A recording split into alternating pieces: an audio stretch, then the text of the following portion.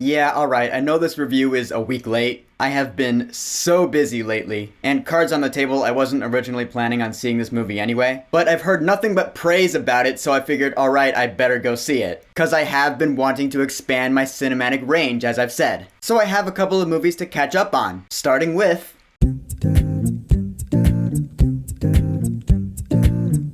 Everything, Everywhere, All at Once. So Everything, Everywhere, All at Once is an A24 movie, which means it's gonna be a little bit artsy-fartsy. It stars Michelle Yeoh, so immediately you're like, alright, she's gonna be cool. She owns a laundromat, she's struggling in life. She has a family, she and her husband aren't getting along so well. Her daughter has a girlfriend, so there's some struggles there with the grandfather. Then one day, her husband from another universe comes to visit, and he's like, hey, guess what? There's this multiverse entity out there that's looking to destroy everything. And you are the only person who can stop this thing. Yeah, you heard that right. It's a multiverse adventure. Since multiverse is so popular in pop culture these days, and guess who made that happen?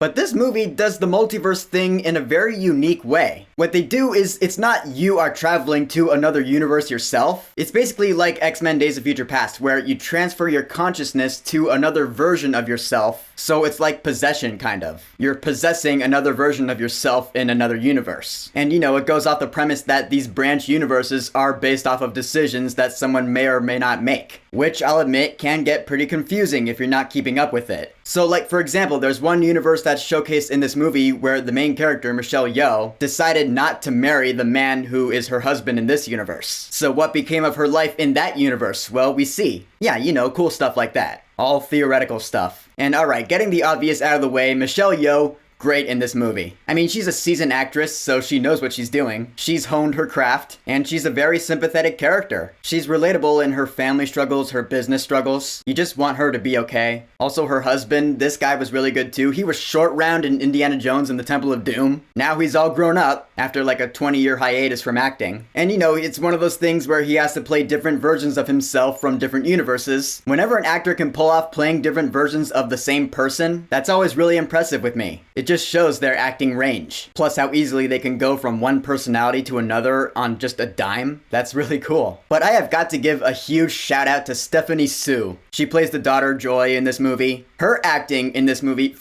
okay, I'll admit for most of the movie I was like, is that Ella J. Basco from Birds of Prey? I don't know, she just looks a lot like her, but I was wrong. Stephanie Sue is amazing in this movie. Her character is really the one that we get a lot of the emotional moments from, and it really, really worked within the context of the story. There were some elements of surprise with her character, some things that I personally wasn't expecting, because I saw the trailer for this movie like once, so I wasn't sure what to expect, and her character really blew me away. In a great way, just props. But like I said, this movie being A24, if you don't know by now, A24 is an indie movie company. They're known for making really artsy-fartsy movies that usually aren't my thing. I mean, I've seen a couple of them that I enjoyed. Last year, The Green Knight was really good, and this movie is really good, but yeah, it is pretty artsy-fartsy. Now, of course, that term can have a couple of different meanings. In the context of this movie, it means that this movie is an acid trip at parts. Yeah, I will say this movie gets insane. Just visually, some of the things you see in this movie, you're like, oh my god, what did I take? Yeah, it's like a psychedelic acid trip from the 70s, like you're on LSD or something. Like, at this point, I don't know which movie is gonna be trippier, this or Doctor Strange in the Multiverse of Madness. Yeah.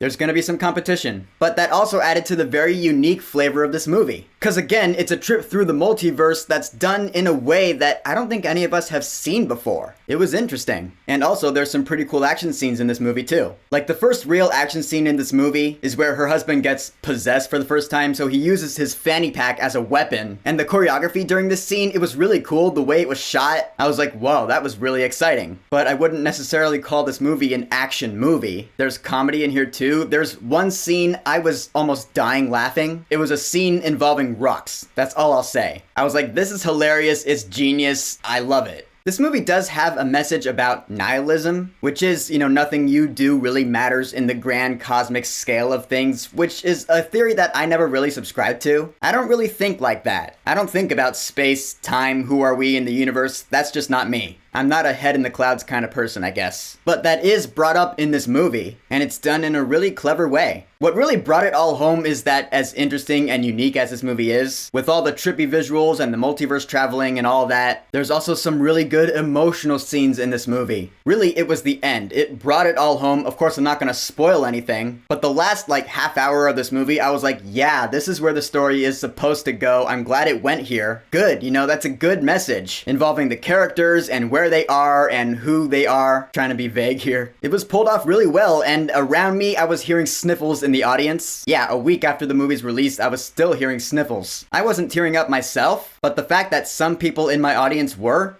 good job movie. I mean, I was feeling it, oh yeah, for sure, I just wasn't tearing up. I don't know why. As for the music, of course, the score is just as trippy as the rest of the movie is. There's some weird dissonant piano in there, a lot of weird strings. It's like, have you ever heard of Sun Ra? It sounds like Sun Ra. Best I can describe it, really. But that's good, matches the vibe and the tone. In the end, Everything, Everywhere, All at Once is one of the most unique movies I've seen in a while. I know, I've been saying that word a lot in this review. But what can I say? It's the word to describe this movie, and how often can I say that? All the acting was great, and I will forewarn you, I would say half of this movie is spoken in Mandarin, so just be ready to read a lot of subtitles in this one. I feel like it's fair to tell you about that. The premise is so interesting, it's pulled off in a really cool way. The emotion is spot on every scene. I really can't find any flaws in this movie. If artsy-fartsy movies aren't your thing, then you might want to skip out on this, but I certainly have no regrets seeing this movie. I will say I am glad I saw it after the hype kind of died down after a week, but for Everything, Everywhere, All at Once, I will say, go see this movie right now. Yeah, it's just good. So Everything, Everywhere, All at Once. Have you seen it yet? What did you think about it? And what is your favorite multiverse story of all time? That's a good question, so whatever you think, go ahead and leave a comment. And of course, thank you for subscribing. Peace.